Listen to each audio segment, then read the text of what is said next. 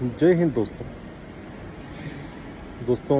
आप देख सकते हैं कि मैं ट्रैवल कर रहा हूँ, इसीलिए मास्क वगैरह लगाकर आपसे संवाद कर रहा हूँ। लेकिन कुछ डेवलपमेंट ऐसे हैं इंटरनेट के पटल पर कि मैंने सोचा कि बात करना ज़रूरी है आपसे। और अफ़गानिस्तान से जो खबरें आ रही हैं कि जिस प्रकार से तालिबान, जो वहाँ की गवर्नमेंट है, अफ़गान गवर्नमेंट, उसको डिस्ट्रिक्ट बाय डिस्ट्रिक्ट डिस्प्लेस करता जा रहा है। और 2-3 दिन पहले अमेरिका ने जो बगराम एयरबेस थी, जो कि एक तरह का मिनी टाउन बन गया था और जिसको लाइफलाइन कहा जाता था नेटो फोर्सेस का, अफ़गानिस्तान में बिना लोकल एडमिनिस्ट्रेशन को बताए छोड़ के भाग गए। मैं छोड़ के भाग गए शब्द बोलूँगा, क्योंकि लुक एट द ऑडेसिटी, किस प्रकार से लोग आते हैं ह्यूमन राइट्स के नाम पर, दूसरे नाम पर, और फिर जब जाते हैं तो बिना बताए जो लोग आपका सहयोग करते रहे, जो लोग आपके लिए लड़ते रहे, आपके साथ देखकर, उनको इस प्रकार से छोड़ के जाते हैं क्या? वो लोग कौन थे जो तालिबान से इतने साल से लड़ रहे थे? अमेरिका की जंग, अमेरिका के साथ लड़ रहे थे, आपने उनको छोड़ दिया। और हो क्या रहा है, जो समाचार आ रहे हैं कि लगभग पिछले एक महीने में 700 से ज़्यादा ट्रक्स, जिसमें हुमवीज़ भी हैं, जिसमें माइन क्लियरिंग व्हीकल्स भी है, जिसमें आर्टिलरी भी है जो अमेरिकन है, उनको तक तालिबान ने कैप्चर किया है। और ये बताया जा रहा है कि अमेरिकन इसलिए छोड़ के गए थे कि उनमें कुछ छोटी मोटी खराबियाँ थी जो अमेरिकन स्टैंडर्ड के हिसाब से नहीं थी। लेकिन क्या अमेरिकन इतने मूर्ख हैं कि वो ये नहीं जानते कि तालिबान को वो स्टैंडर्ड नहीं चाहिए? वो 20 साल से आपसे लड़ते रहे, ना उनके पास आर्मर था, ना उनके पास मॉडर्न हेलमेट्स हुआ करते थे, ना मॉडर्न गन्स थी जिसके अंदर मॉडर्न ऑप्टिक्स हो। वो उनके ट्रेडिशनल वेयर में, ट्रेडिशनल वेपन के साथ असॉल्ट राइफल को लेके आपसे लड़ रहे थे। तो आप नहीं जानते थे कि ये सब व्हीकल्स जो हैं उनके लिए ये आउटडेटेड नहीं है, या फिर इसमें कोई जो अमेरिकन स्टैंडर्ड्स वाली बात है उनको आवश्यकता नहीं है। उन्होंने वो कैप्चर कर लिए।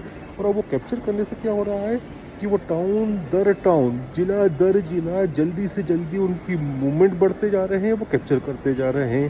तो इसके लिए रिस्पॉन्सिबल कौन है? और मुझे कुछ साल पहले की बात याद आ रही है कि सीरिया में भी ये हुआ था, जब कुर्द लड़ाके, जो कि अमेरिका का सहयोग कर रहे थे ISIS से लड़ने में, उनको अमेरिका ने टर्की के भरोसे छोड़कर, जो टर्की उनको पसंद नहीं करता क्योंकि वहाँ पर टर्की में से भी अलग कुर्दिस्तान कार्व आउट करने की एक मुहिम है, तो टर्की के भरोसे छोड़कर अमेरिकन फौजें निकल गई थी डोनाल्ड ट्रंप के अंडर में। और उसके बाद टर्की ने उनको नाप दिया था अच्छी तरह से। तो यदि अमेरिका इस तरह से करता रहता है तो आगे से कौन इनके साथ मिलकर जंग लड़ेगा? मैं जानता हूँ ये चीज़ कि इसमें जो होता है ना, हर इंटरनेशनल डिप्लोमेसी और पॉलिटिक्स में कोई नैतिकता नहीं होती, लेकिन बेयर मिनिमम जो चीज़ें होती हैं कि जो आपके साथ लड़ा है कल तक, उसको आप इस तरह से छोड़ के नहीं जाते। और अब आप बात कर रहे हो कि तालिबान अपना कानून लगाएगा। भैया तुमको पहले से मालूम था, आपका मीडिया जो आप बातें कर रहा है, आपको मालूम था।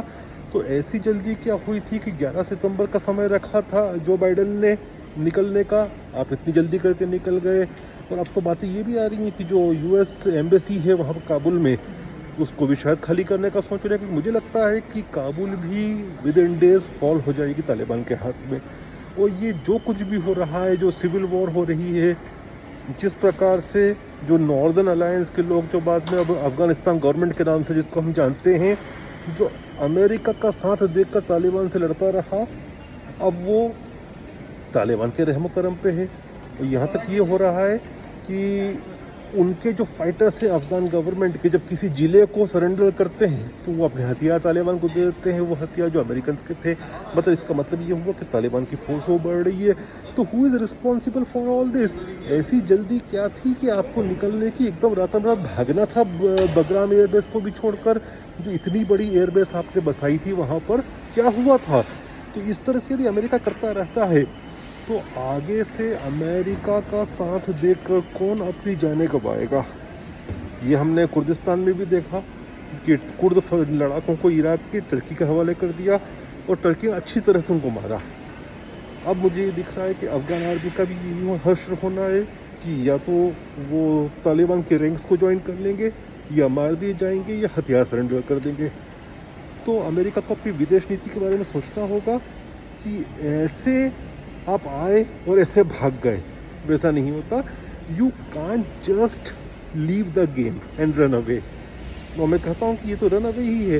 जिस प्रकार से बगराम की एयरबेस को आपने खाली किया, उसको running away from the scene ही कहते हैं, जो मुझे तो अच्छा नहीं लगा और ना किसी एनालिस्ट को अच्छा लगेगा कि इस तरह से अमेरिका का अफगानिस्तान छोड़ना, और जो लोग अमेरिका के साथ अभी तक लड़ रहे थे उनको तालिबान के रहमो करम पे छोड़ देना अच्छी बात नहीं है, गलत है, मॉरली भी गलत है, डिप्लोमेटिक भी गलत है।